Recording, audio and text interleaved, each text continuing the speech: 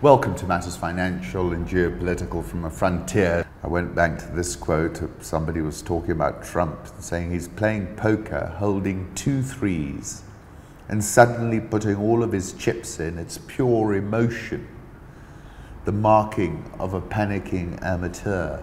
The Israeli Navy is ready to block Iranian oil exports in transit, said Netanyahu. Iran is trying to bypass the sanctions on it through the covert smuggling of petroleum via the sea. As these attempts expand, the Navy will have a more important role in efforts to block these Iranian actions, Netanyahu said,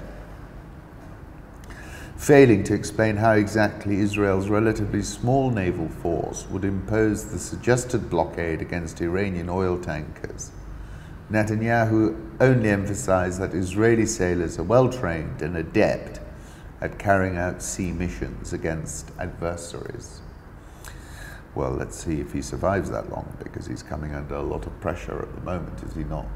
Narendra Modi's dangerous moment, says The Economist. India and Pakistan should stop playing with fire. Since the feuding neighbors tested nuclear weapons in the late 1990s, neither had dared send fighter jets across the frontier until this week. In the short run, Mr. Modi shares the responsibility to stop a disastrous escalation because he faces an election in April. He faces the hardest and most consequential calculations they could come to define his premiership. He has taken to repeating a catchphrase from the film Yuri, which portrays a commando raid he ordered against Pakistan in 2016 in response to a previous terrorist attack as a moment of chin-jutting grit. Chin-jutting grit. The ambiguity of Mr. Modi's beliefs only deepens the anger. He campaigned at the election in 2014 as a modernizer who would bring jobs and prosperity to India. But his critics charge all his talk of development and reform is simply the fig leaf for a lifelong commitment to a divisive Hindu nationalist agenda. A member of his cabinet presented garlands of flowers to a group of Hindu men who had been convicted of lynching a Muslim for selling beef. And Mr. Modi has suspended the elected government of Jammu and Kashmir, India's only Muslim-majority state, and used force to suppress protests there against the central government, leading to horrific civilian casualties. It is India's Gaza Strip. Mr. Modi has made a career of playing with fire. His first rose to prominence as Chief Minister of Gujarat when the state was racked by anti-Muslim pogroms in 2002. Although there is no evidence he orchestrated the violence, he has shown no compunction about capitalizing on the popularity it won him in Hindu nationalist circles. With a difficult election ahead, he may think he can pull off the same trick again by playing the tough guy with Pakistan, but without actually getting into a fight. However, the price of miscalculation does not bear thinking about. Western governments are pushing for a diplomatic settlement at the UN. If Mr. Modi really is a patriot, he will now step back. That's The Economist. In my article, I said, the Indian subcontinent entered unprecedented territory. We witnessed the first tit-for-tat airstrikes between India and Pakistan since the 1971 war. So it really is unprecedented. I said the first casualty in any war is the truth. And when I dialed up Indian and Pakistan TV, it was mind-boggling. The decibel level was at 11. It's already very loud. I said planes were shot down. An Indian Air Force pilot, wing commander, who sports the most compelling handlebar moustache I've ever seen, was captured and then released. The Indian Army said they killed hundreds of militants in their attack, but has provided no evidence. And Pakistan, in a rather subtle feint, is suing the Indians for eco-terrorism, saying that they hit nothing but some ancient pine trees. I also said Modi is up against an election, and his entire political raison d'etre has been built on the basis of Make India, or is it Hindutva, great again. I said he cannot back down, or it will be a Jimmy Carter type moment. On the other side, we have a neophyte Prime Minister Imran Khan, whom I must admit has displayed a very deft touch, and it seems most people think the same.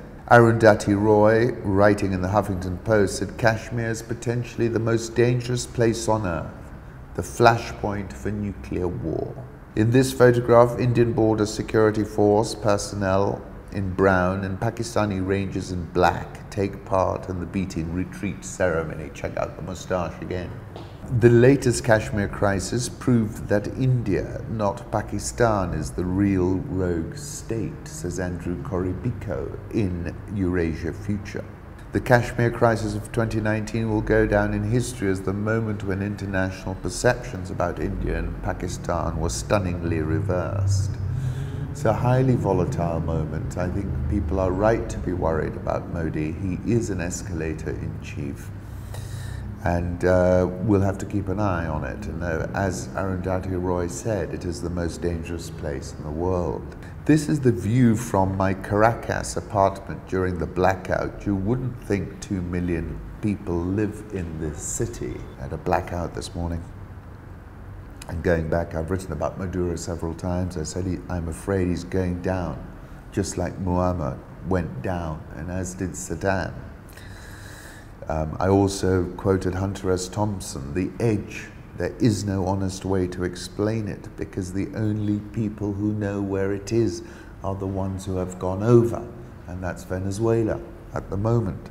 In that article from February, I said access to oil defined 20th century empires, and the petrodollar agreement was the key to the ascendancy of the United States as the world's sole superpower. America's war machine runs on, is funded by, and exists in protection of oil.